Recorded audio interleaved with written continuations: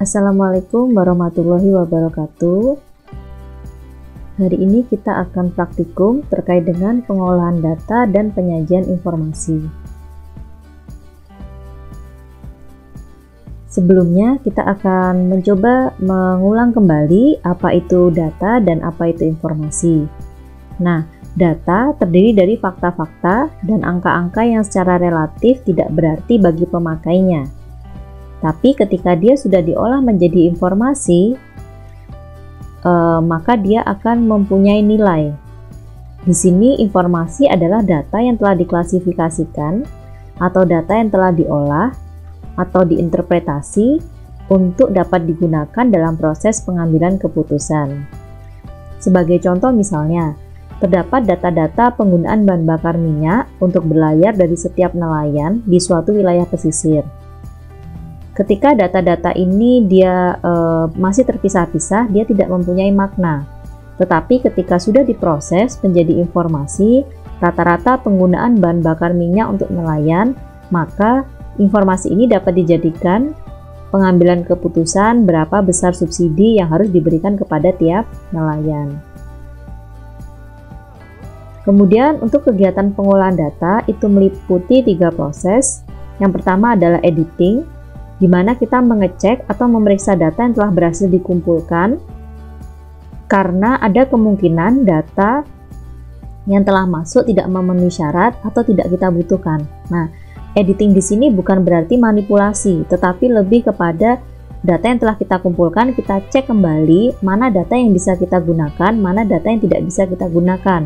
Mungkin karena terjadi missing value atau nilainya tidak lengkap, atau kemudian yang mengisi tidak konsisten dalam pengisiannya. Kemudian proses yang kedua adalah coding, memberi kode. Adalah kegiatan pemberian kode tertentu pada tiap-tiap data, termasuk pada kategori yang sama. Nah, coding kaitannya dengan kemudahan dalam penyajian data pada tabel, sehingga memang jika tidak diperlukan, tahapan coding dapat dilewati. Kemudian yang ketiga adalah tabulasi. Tabulasi adalah proses penempatan data ke dalam bentuk tabel yang telah diberi kode sesuai dengan kebutuhan analisis. Jadi dari data-data tadi bisa kita tabulasi, kita kelompokkan ke dalam tabel-tabel sesuai dengan kebutuhan analisis.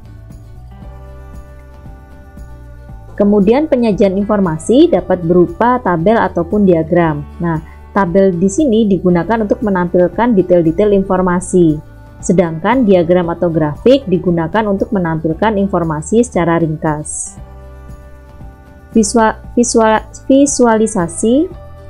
Visualisasi dari diagram itu menjadi penting karena manusia merupakan makhluk visual. Nah, sehingga otak dapat mengidentifikasi gambar yang terlihat dalam 13 milidetik dan presentasi visual 43% lebih efektif. Nah, jadi kenapa kita penting ketika mempresentasikan kepada orang lain, kita membuat visualisasi diagramnya. Kemudian kita bisa memilih visualisasi berdasarkan kebutuhan. Contohnya kalau kita scatter plot itu digunakan untuk melihat hubungan dan distribusi data. Sedangkan line chart digunakan untuk melihat adanya perubahan data. Banyak tools yang bisa kita gunakan untuk visualisasi, salah satunya adalah Google Data Studio.